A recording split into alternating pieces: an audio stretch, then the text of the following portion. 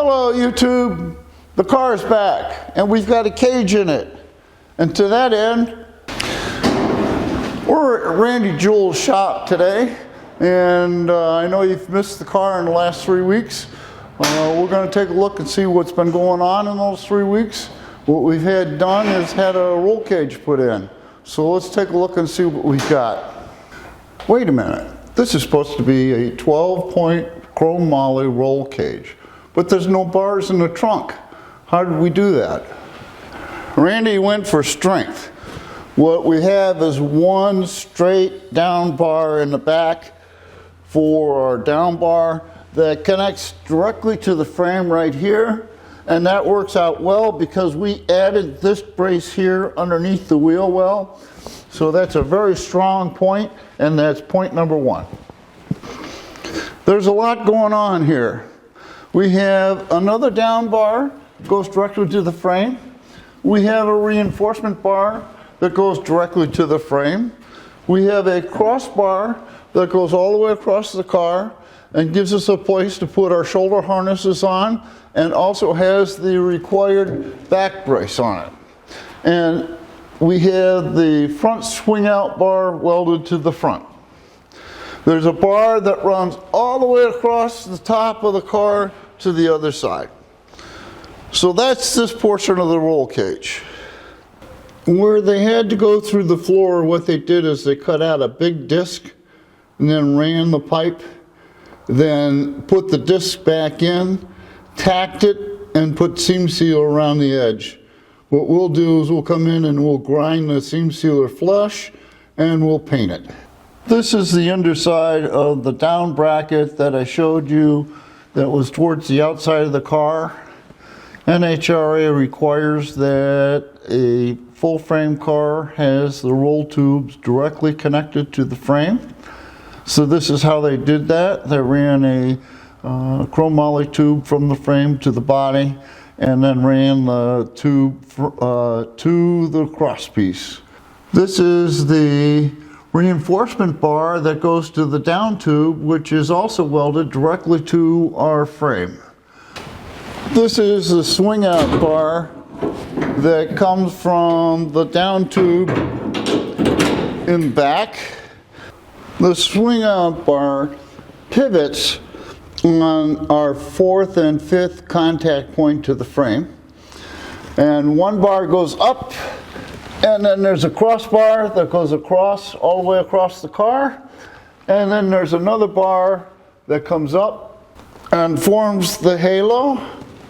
The hole penetration in the dash is precise. And this contact point is done the same as the rear. We have an outrigger that goes from the frame to the body, and then the down tube is connected directly to the outrigger. And the reinforcement bar from the front down tube goes to the frame right here, and was routed nicely around everything, and the hole is no bigger than it has to be. So let's have a little conversation with Randy. This is Randy Jewell, and we're going to have a little discussion on roll cages. I'm not that smart on it, so I'm going to ask some dumb questions and we'll see if we can get some information. What's the differences in roll cages? So for certain speeds, depending on where you race and what you do, if you're going to go in the quarter mile per se, you need an 8-point cage to go 10-0s. Okay.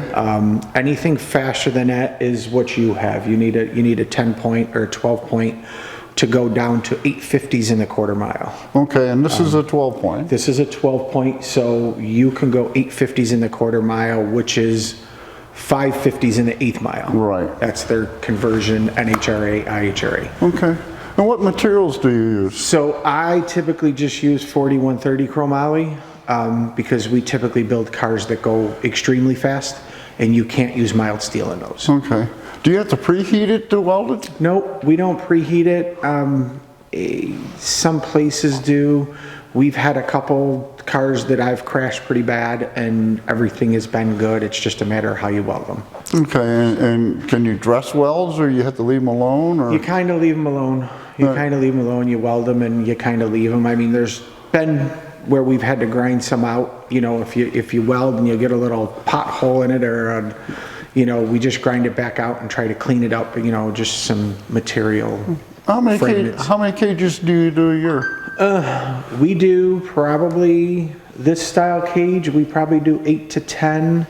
And then our full race car stuff, like Outlaw 10.5 stuff, we do like 4 builds a year on those. Wow, that's a And lot. it's a lot of work. Yeah. It's a lot of work. I mean, it takes a lot of time. So how'd you get started? I started building race cars when I was in high school. Okay. I brought my car somewhere to get built and it sat there for bad. 3 years. And I took it and I bought a book and I did it myself. Okay. And I've been self-employed for 28 years doing this now. Okay. And you were wanted to say something about the general reason somebody runs a roll cage? Yeah, I mean, you know, at the drag strip, you have to do it when you go a certain speed. Right. Even if you don't go a certain speed, the old cars do not have airbags in them. You know, they're just not built like the brand new cars. And if you wanted to videotape the brand new car that's getting done that has 20 airbags in it, like that Mustang that Glenn can do, it's a 2024. They're allowed to go 9.0s in the quarter mile Okay. with no roll cage. How about that? It's kind of crazy, but if you see the way that they're built, it's very understandable. Okay. So. Is there anything else you want to add? No, I just, you know, I appreciate the business from you. I don't do many of the gasser stuff. Right. A lot of those guys do it themselves. So it was very nice to build a car for you because I know how you raced your dragster. Yeah. So hopefully we can pick up a couple more of these. Yeah. Because the other cars, you know, a lot of guys are doing them themselves. The guys with the Mustangs want to do their cages themselves and do, and You know, I thought about doing it, but I just don't weld good enough. yeah, and first of all, they don't really make a kit for that. No. So now you got to buy a bender. Right. You got to do it. The Mustangs, Camaros, Firebirds, you can buy a kit. You could Okay. do what you need to do. It's very easy, but you still have to weld pretty good. Yeah, and they look at that too. They look at that, and to be safe, you know, it just is what it is. You know, Okay. it's racing. We all have to spend money. Thank you very much. Thank you. What we're looking at here is the bracket on the rear axle that holds the 4-bar.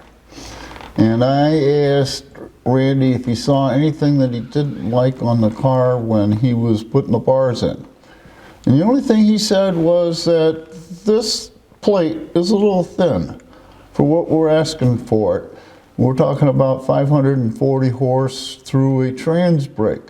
So what he suggested was to take and put bolts through these open holes and a sleeve in the center in every spot that I can, and that will help fortify the bracket. But other than that, he said it looked pretty good. I can't say that I did it, but I think we made a wise decision in having someone do this. I think we have an extremely safe roll cage. So I think we accomplished what we set out to do, and there will be more.